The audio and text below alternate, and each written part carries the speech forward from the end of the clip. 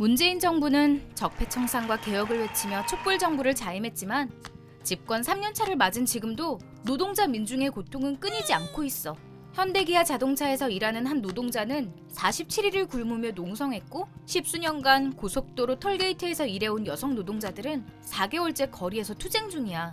강남역 사거리 한복판 철탑 위에서는 노동조합을 만들려다 해고당한 삼성 노동자가 4개월 넘게 홀로 농성 중이고 대구 영남대병원의 건물 꼭대기에서도 같은 투쟁이 벌어지고 있어.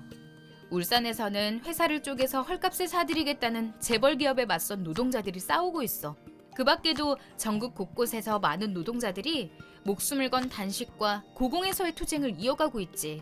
어째서 이 노동자들은 거리에 나서고 철탑에 오를 수밖에 없었을까? 지난 7월 1일 1,500명의 톨게이트 요금 수납 노동자들이 한 번에 해고됐어. 이름만 바꾼 용역회사나 다름없는 자회사를 통해 정규직화 흉내만 내려는 도로공사의 명령을 거부했기 때문이야.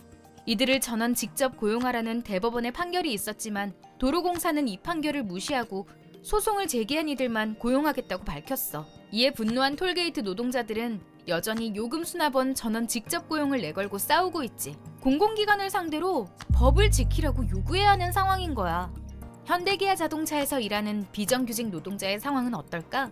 현대와 기아차에서 이뤄지던 모든 사내하청이 불법 파견이라는 12번의 법원 판결이 나왔지만 정작 현대기아차는 이를 시정하지 않고 있어. 비정규직 노동자 김수억 동지가 한여름 폭염에도 47일간 단식했던 이유지.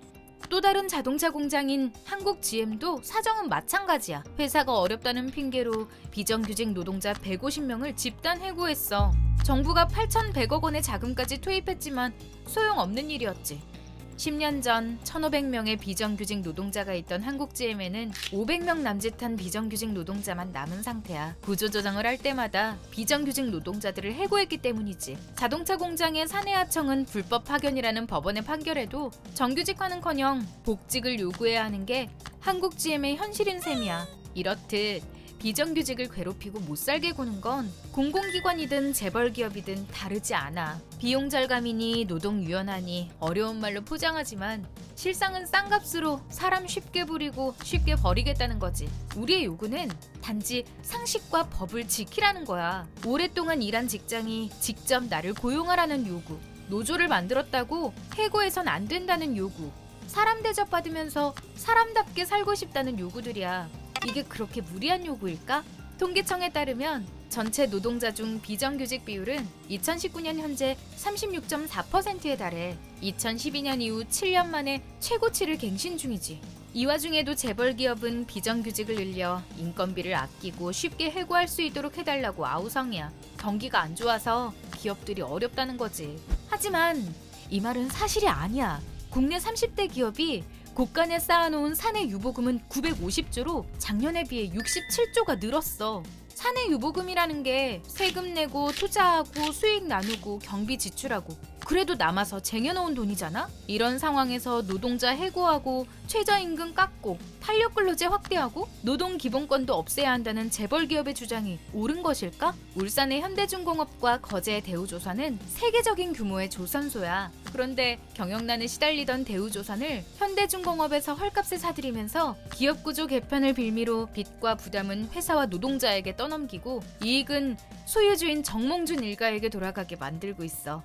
정부와 산업은행은 이 과정에 온갖 특혜를 주면서 동조하고 있지. 공적 자금만 7조가 들어간 대우조선을 정몽준 일가가 헐값에 사들일 수 있도록 산업은행이 돈을 대주는 거야. 명백한 배임이자 엄연한 불법인데도 말이야. 사실 우리 사회의 많은 문제들의 원인은 재벌들에게 있어. 자본의 이익을 위해 우리의 안전도 위협받고 있지. 기업들은 화학물질의 관리가 너무 엄격하다며 관련법 규제를 완화하겠다고 나서고 있어. 지금도 노동 현장에서 화학물질에 의한 사고가 벌어지고 있는데 돈만 벌 수 있다면 노동자와 서민의 안전과 건강은 아무 상관없다는 걸까? 삼성이 자랑하는 반도체 스마트폰은 황유미 씨를 비롯한 수많은 노동자들의 목숨으로 만들어진 것을 잊어서는 안 되는 이유이기도 해.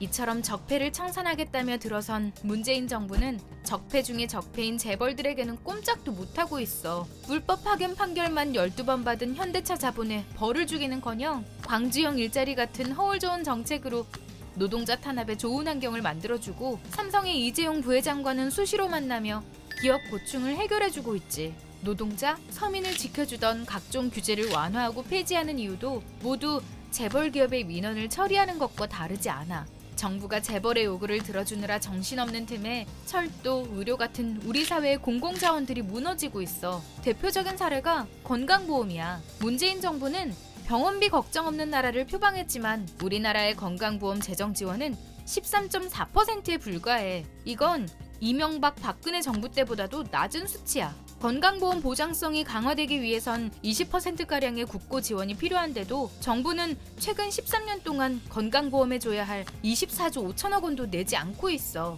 의료가 공공성을 잃으면 당장 우리의 생명이 위협당해. 돈을 못 번다고 진주의료원을 폐쇄한 이후에 경상남도의 표준 사망률이 급증한 것만 봐도 알 수 있지. 서민의 발이라는 철도 역시 마찬가지야.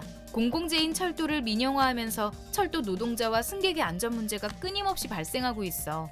민영고속철인 SR은 안전에 필요한 비용을 코레일에 떠넘겨 수익을 내고 있지. 한편 코레일은 KTX의 수익으로 무궁화호나 화물열차, 지방노선 같은 수익이 많이 나지 않는 열차와 노선을 유지하고 있는데 민영화 철도 때문에 이런 노선을 유지하기가 어려운 상황이야. 사회 공공성이 위협받고 있는 거지. 이처럼 한국 사회의 많은 문제들은 서로 얽혀 있어. 재벌의 배를 불려주느라 비정규직 노동자, 서민의 삶은 피폐해지고 사회 공공성은 무너지고 있지. 결국 재벌 체제를 극복하기 위해서는 노동자인 우리가 직접 나서서 사회 구조를 바꾸는 사회 대개혁 투쟁을 만들어야 해.